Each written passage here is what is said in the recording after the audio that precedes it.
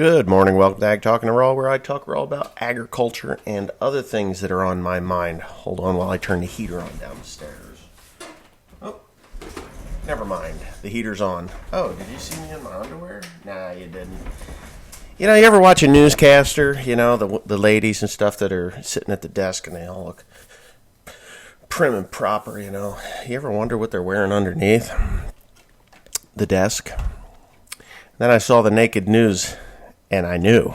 But anyways, that's not what we're going to talk about today. Today we're going to talk about an invitation that I got. And I'm rather,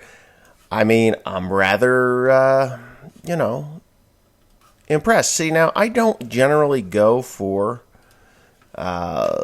this kind of thing. But this sounds really cool. It's so cool, in fact, I just got this thing yesterday, I think was when it came through. At least that's when I found it. And I just love to travel. You know, it's a lot of fun. I never knew how much fun traveling was until about 2013 when I left the shores of the United States for the first time. And I thought, wow, this is really cool. The world is a lot smaller than I really thought that it was. I mean, if you can fly halfway around the world in less than a day, how big is it? You know, I mean, every day the world goes at least one revolution. And in 365 days, it goes around the sun. So, yeah. Anyway, here's what we got. It's called Rick at Agro LLC. All right, I'm thinking, that looks familiar. I ought to know who Rick at Agro LLC is. Well, I don't. But here's the fun thing. This is a letter that came to me, and I'm going to read it to you. It said, "Hello, Wesley K. Pandy!" Exclamation point. So it would be, "Hello, Wesley K. Pandy!" You know, that's how it would be pronounced with an exclamation point, because my grammar is really bad. "We invite you to a tour of our factory of Tumen self-propelled sprayers and spreaders. A brief catalog of the equipment is attached." Now, if I could show you what this looks like, you'd be like, wow, that's pretty cool looking. But I'm not smart enough to do a split screen at this time. Well, I might be smart enough to do a split screen at this time. I could probably just go ahead and do this in a different editing software side of things. But anyways, I just thought that this would be really pretty cool. So it says, "A brief catalog of the equipment is attached." And then I read this. It's like, "Our factory is located in Russia, not far from the city of Samara. Transfer from Samara Housing. Meal and factory tour for participants are free. Chernobyl Chew." Not that this is bad. I mean, I'm enjoying this, okay? "You will be required to incur only the cost of paying for the flight to Samara and applying for a visa." It's like, well, I wonder how hard that is. And do you suppose if I wore this hat, what would happen? Would the Russians want to beat me to death? I don't think so. You know, from what I understand, the Russians are perfectly, the people are fine. You know, they're angry at times, but I don't know if they drive on the right side of the road or the left side. But anyways, whatever. Let's get on with it. Housing meals are free for participants are free. "You will be required to incur only the cost of paying for the flight to Samara and applying for the visa." I already said that. "Estimated price of a round-trip flight from New York to Moscow starts at about $450. From Moscow to Samara is about $90 US. The consular fee for obtaining a visa to Russia is about $140. I think it's consulate fee. Would be a consulate fee. So you're looking at $400, $500, say $600, $700. Let's just call it $750 per person to do this trip.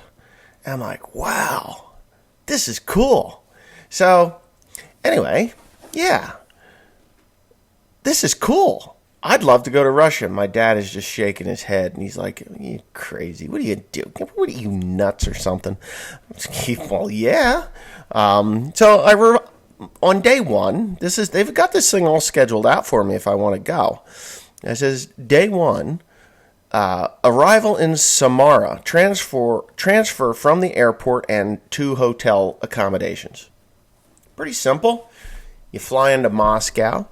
You find another flight, which I hope it's in English, but I doubt it because, quite honestly, there's really not a lot of Americans that go to Russia, and the ones that do are generally going to look for girls, that they've met online. And there might be a little bit of help, but I'm pretty sure that I could figure this out.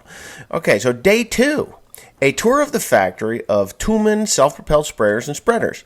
Laser cutting and machining section. A workshop for composite materials, assembly, and painting shops. So this is pretty much a factory tour. Presentation of the new models for Tumen machines. Fan sprayer designed for edge processing of the field at a distance of up to 200 yards. Well, what this thing looks like, and there's a photo of it. I'm going to pop it up here. You can't see it, but I can. But on page 2, is it page 2 or is it page 1? Well, what the hell happened to this thing? Oh, there it is. Page 2. In this corner, there is this picture of what looks like an Antonov propeller. And if you know what an Antonov is, that it's an airplane manufacturer from Russia. But they have the Antonov, it's this huge biplane, and it used to fly over our place. Timmy Cornpicker will know exactly what I'm talking about. It burns like 140 gallons an hour. This thing is just a gasoline whore. But anyways, that it's got this propeller on there, and that's supposed to shoot the spray 200 yards into the woods. Now, that wouldn't be too bad for me. I would just love to kill the vegetation along the edge of the fields. Just shoot a shit ton of Roundup and atrazine in there or something, just freaking kill everything. Roundup. Yeah, I would just use Roundup. Roundup, 2,4-D, atrazine, might as well, Blazer or some shit like that. So anyways, okay, so we have a multi-injector, a model that is made specifically to increase the efficiency of applying liquid fertilizers due to their direct injection into the soil. Now, I'm going to go back to these pictures, and I know exactly what they're talking about. This thing has these wheels. It looks like an aerator, okay? And as you go along the ground, it pokes the nitrogen or whatever liquid fertilizer you've got right into the ground. Now, I could imagine that this is a slow process, but an efficient one because you're not going to lose any of your nitrogen due to volatilization. So that's just, not a bad thing. All right, day 3, field test drive of Tumen sprayers and spreaders on different types of wheels. Now, this machine, it has 6 wheels. It's articulated. It looks like it'll float. It actually doesn't look really, it doesn't look bad. I mean, it does look Russian, very utilitarian, which, if you look at the new tractors and sprayers and stuff of today, they look like they're a transformer, It's like, oh, they catch your eye, and this thing's going to transform your fields into great big green fields of money. But the reality of it is, it doesn't affect the performance of the machine at all, whether it's got fancy lights, LED lights and stuff. This looks very utilitarian. It almost puts you in mind of a miller, but the spray booms are on the back. And I'm going to try and incorporate a photo of this if I can. But yeah, very utilitarian, but it's, it looks like it's got high impact plastic. The loading, your chemical loading is in the front of the machine. So you just pull right up to the tank, or, if you're running liquid, or it has dry fertilizer as well. But you run this right up, and it pipes right into the nose of it. So you drive right up to it, plug into the front, hop out the door, plug into the front. It's got beautiful wide windows. Put you in mind of the windrowers that I run. And so you can see everything that you're doing. And rather not too bad. Now, what I do see for the liquid, not the liquid, but the air sprayer for putting down prills, boy, does that look like there's a lot of hoses and lines to each individual boom width, the nozzle. But it's a air it runs dry straight to the ground. It's a boom spreader is what that is. And they also have the whirly spreaders too, the spinner spreaders. So you've got, it's actually not too bad. I actually think it's pretty cool. Now, I haven't seen a price list. They do have it broke down from metric to inches. And you know what? I'm gonna get away from that page here, and I just want to finish up the invitation here first, and then we'll get into the nuts and the bolts of this thing. Okay, so the field test drive of the Tuman sprayers and spreaders and different types of wheels. Now, this is to take place in February, February 21st. We could do it Monday, April 27th, Monday, June 29th, August 31st, and Monday, November 30th. So that's for 2020. I could schedule this, not in February because I will be in I'll probably not even be in the United States at that point. I'm not sure yet, but but I could probably at some point in here. I guess February would be maybe November 30th. Depends on. November 30th. I could probably do it if we do corn fodder this coming year. I'd be back by then. Long before then, actually, and go from there, which would be cool. So this is going to be put into my folder, and maybe I'll be headed to Russia to check this out. So now let's get back to the specifications of this thing. So it has different types of wheels. It's 275 inches long. The dimensions of this thing is 275 inches long. That's the machine itself, which is pretty. That's what is that? 196, 16, 18. Yeah, it's several feet, 20-some feet long. Narrow wheels. They're 240/90 R42s, which are, pretty narrow. The wide wheels are 600 55/21s. So they're balloony tires. Those are pretty close to what was on. Actually, yeah, it's an odd size tire, so ish. The width with the narrow wheels is 94 inches, so it's not quite 8 feet wide. So you can get into narrow fence rows and things.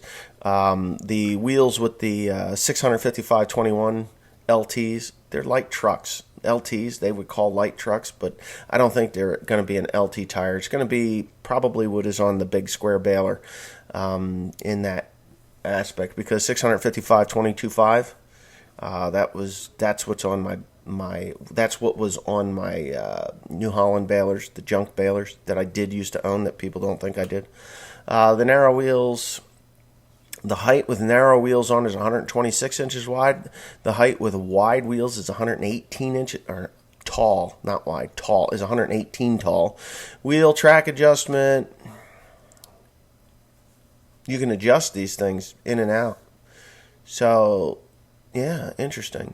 Narrow wheels, we don't need to do it. Lateral angle of static stability is 30. Turning radius, 37 feet.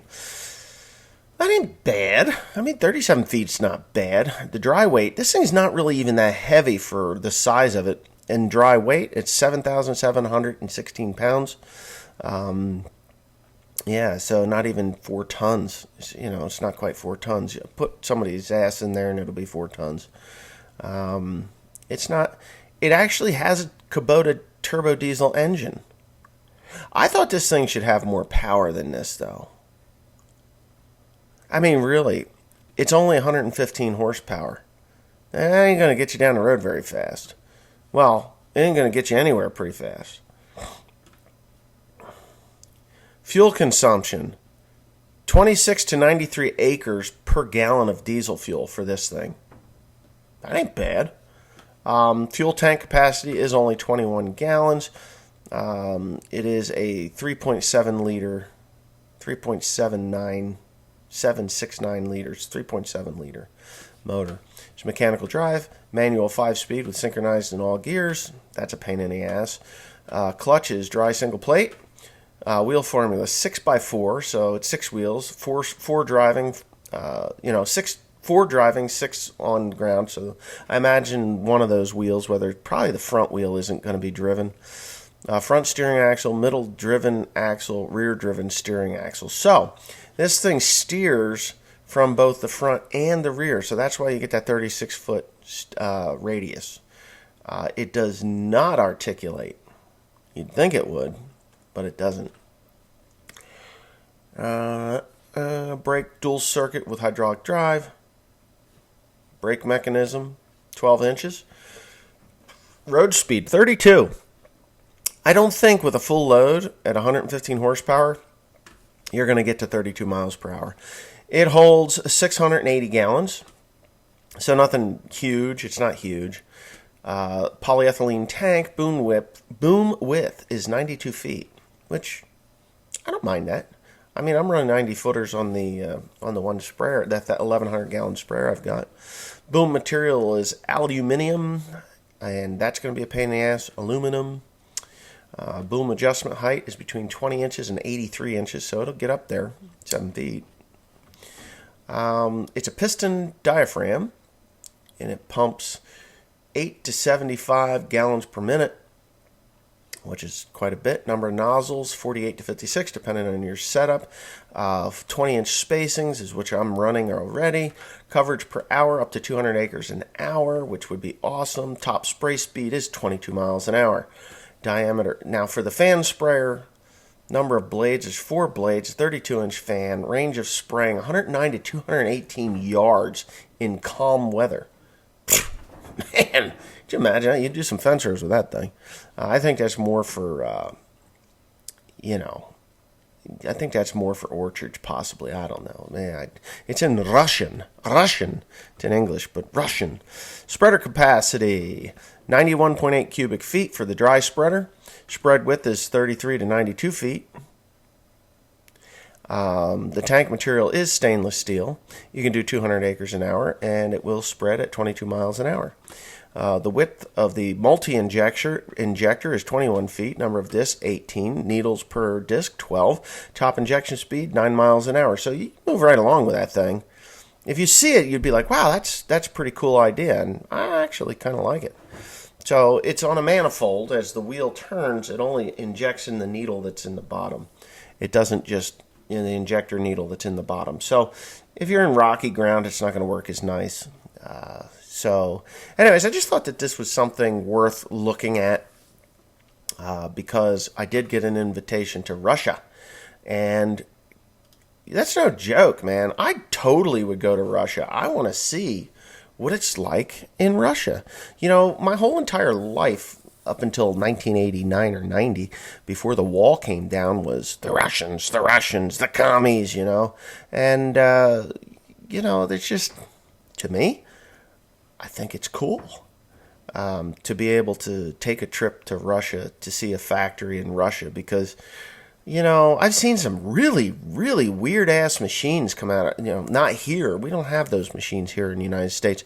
I've been contacted in the past to buy Russian baling twine, and I don't know. I thought, why would I buy from Russia? Now, to me, Russia has had a lot of failures. I mean, they're not afraid to, and I think of the space program and their military and stuff. They're not afraid to throw bodies at a cause.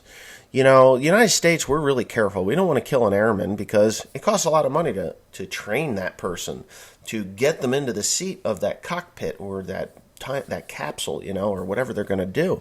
But the longest running space station is Russian. It's a Russian, the International Space Station, the Russian, what was that, Soyuz, I think it was.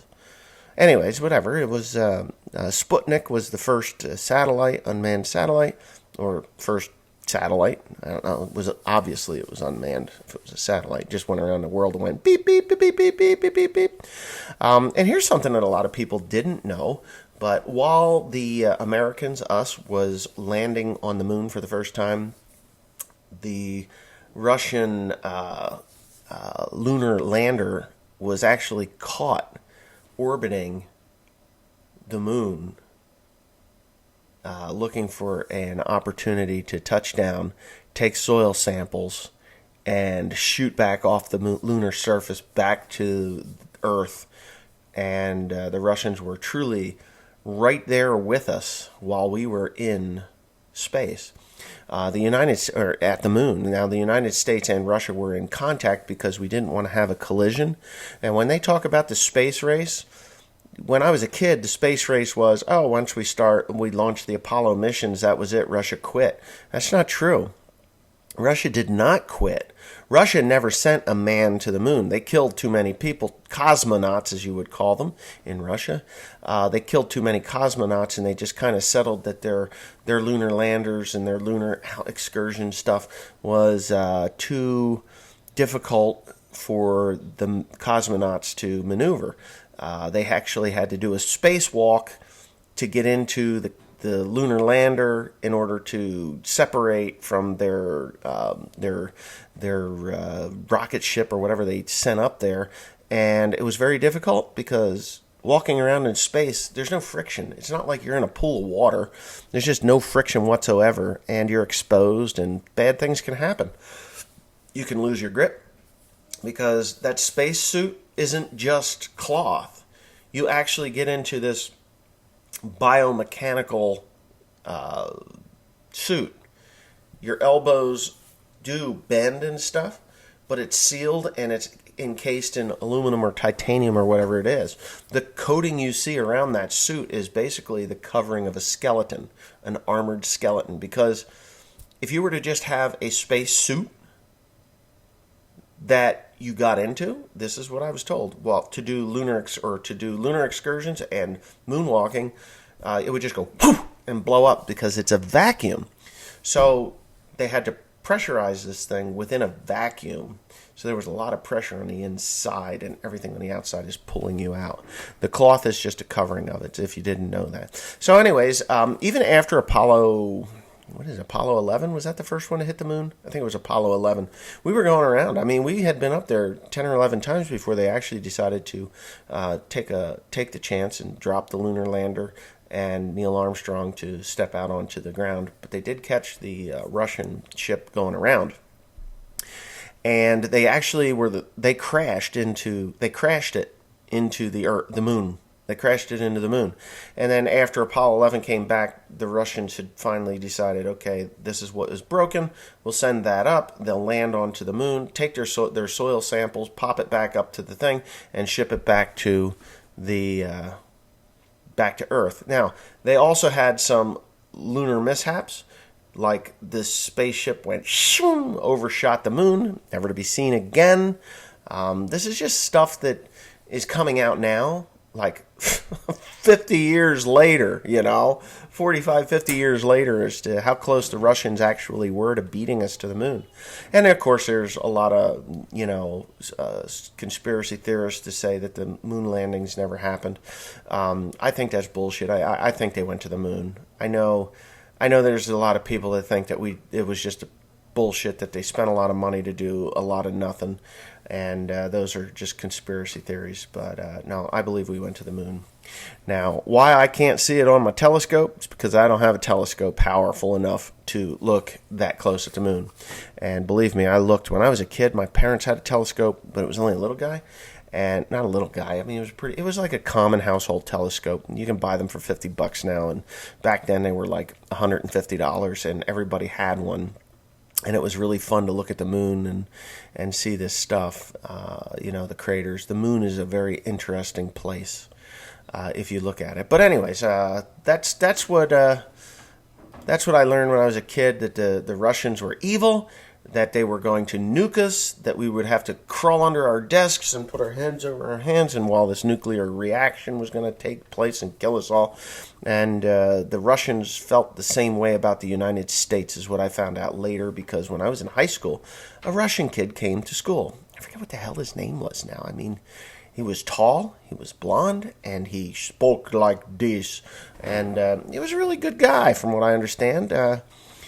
I think it was high school. It might have been grade school. We called him Ivan Drago, because of the what do you call it? The Rocky Balboa, when he went to Russia, and this kid came back. So anyway, so I don't know if I'll go to Russia.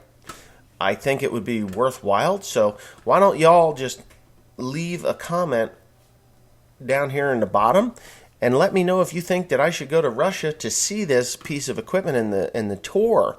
I don't know what Russians eat. I wonder what their food is like, whether it's bland or spicy or what kind of beer they drink. You know, I'm not a beer drinker, but I'm up to trying the local brews and stuff. Different types of sodas. Do they drink Coca-Cola or do they have like Ruski Cola?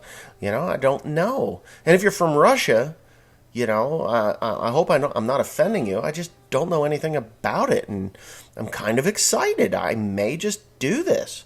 So if you guys think that I should spend $750 or $800 per person, me, Teresa, and William, to go to Russia, to land in Moscow, to go to, what is that place? Solid, whatever the heck I just said. Where is that? What did I say it was? It is Samara. You know, I don't see why it would be a terrible thing to go to Russia. I kind of look Russian, I think, you know. Shave this off, you know, take the American side of it off. But, you know, I don't know. I think it would be a whole lot of fun. So, anyway, there you go. There's Ag Talking to Raw for today. Thanks for watching. Please comment, rate, and subscribe for next time.